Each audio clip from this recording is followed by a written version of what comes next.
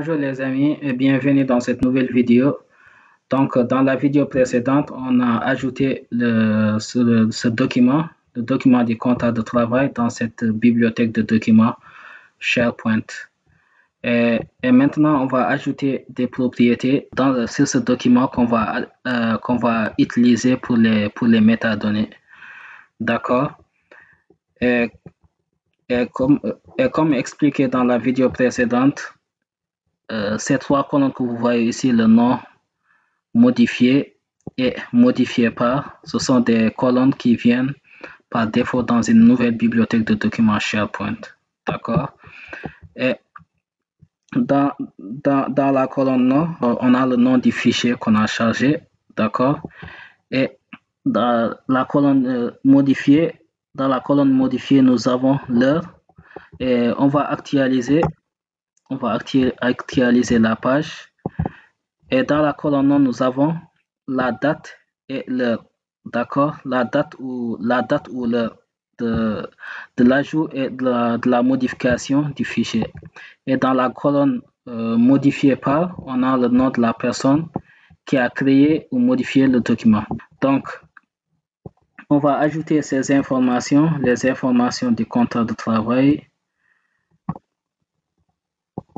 Ces informations-là, pour chaque information, on va l'ajouter dans une nouvelle propriété. D'accord? Et on va retourner dans la bibliothèque de documents SharePoint. Pour créer une nouvelle colonne, on va cliquer sur ce lien pour ajouter une nouvelle colonne. D'accord? Donc, la première information, c'est quoi? La première information, c'est le nom du fichier. D'accord? Là. Et en créant une colonne, on va choisir le type de colonne. Donc, c'est le type texte. D'accord? Nom du fichier. Le nom du fichier, il existe déjà. D'accord? Donc, c'est ce que nous avons ici. La deuxième propriété, c'est le nom du salarié. D'accord? Et ici, on va l'appeler nom du salarié. D'accord? Type texte. Voilà. Il y a d'autres options à choisir. Il y a d'autres options qu'on peut ajouter dans cette propriété. D'accord? Ici, on nous demande si on veut rendre le champ obligatoire. Donc, on va rendre le champ obligatoire. D'accord? Bon. Pas besoin de ces options. Et on va cliquer sur enregistrer. Voilà, la nouvelle colonne est créée. Donc, on va créer une autre colonne qu'on appelle poste. D'accord? Poste aussi, c'est le type texte. Poste. Voilà, poste aussi, on va rendre obligatoire. On peut aussi limiter le nombre de caractères. D'accord, pour des propriétés de type texte. Bon, on va laisser ça à 255 par défaut. Et on va cliquer. On va rendre la propriété obligatoire et on va cliquer sur Save. Voilà, on va créer une autre propriété. Voilà, département. Département, cette fois-ci, on va choisir le champ de type choix. D'accord? Département. Par exemple, je vais mettre informatique.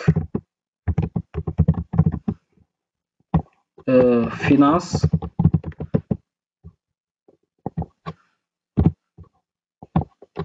Et RH. D'accord? Donc, on va ajouter 3 départements. D'accord? Donc, on peut choisir une valeur par défaut, aucune valeur par défaut. Et ici, parmi les options, on peut choisir le menu déroulant ou bien des cases, ou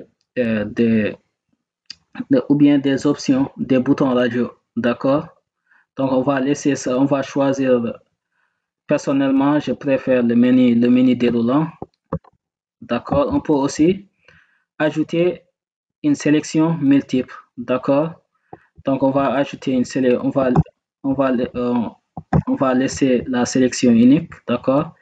Et on va rendre la colonne obligatoire et on clique sur le bouton enregistrer.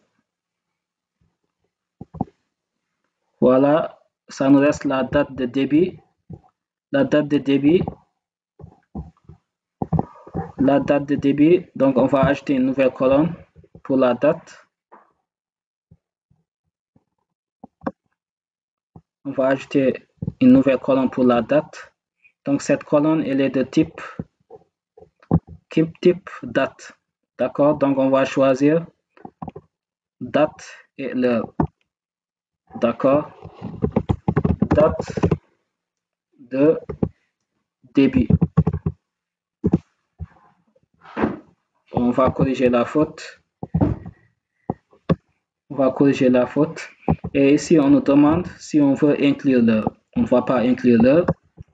On peut choisir aussi la date par défaut pour la colonne date. D'accord? Donc, on va choisir la date du jour. D'accord? Et cette option, cette fois-ci, on va la rendre facultative. Et on clique sur le bouton enregistrer. D'accord?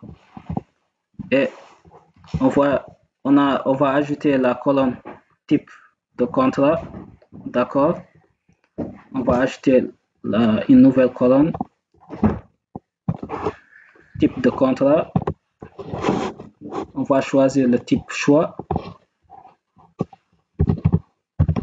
Type de contrat. Et parmi les types de contrat, nous avons.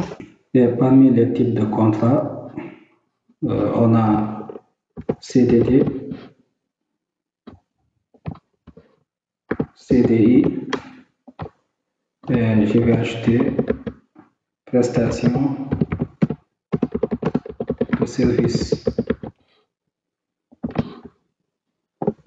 D'accord. Donc je vais limiter à 3 options. D'accord. On va rendre le champ obligatoire.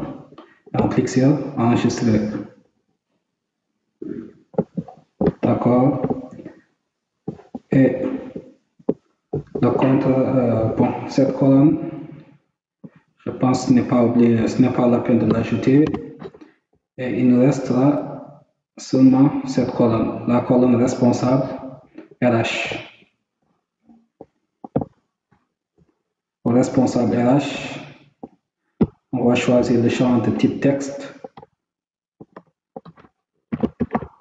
Responsable RH. Voilà. On va rendre le champ obligatoire.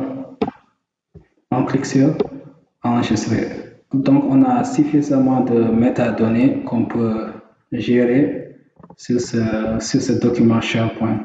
D'accord?